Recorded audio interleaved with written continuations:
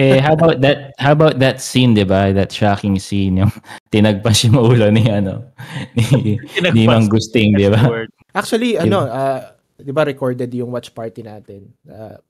And ang purpose ko talaga na kunin frame by frame is yung reaction natin kasi gusto ko isend sa inyo kasi natatawa ako dun sa mga itsura natin. And nakita ko yung scene na yun, parang talagang gumawa sila ng practical effects na parang wax figure ba ni Vic Silayan doon. Kasi yung scene na pinutol yung ulo, talagang kita mo na naputol yung ulo doon sa scene, doon sa doon sa shot.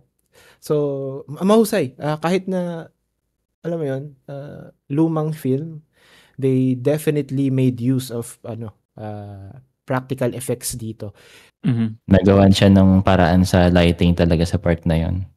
'Di ba hindi siya mukhang talaga yung obvious na wax lang, wax figure ganun. Kahit 'di ba yung nahulog na yung ulo ni Mangusting sa kamukha rin talagang parang ulo ni Vic Silayan eh. Again, 1983 film to. I mean, hindi to yung CGI era.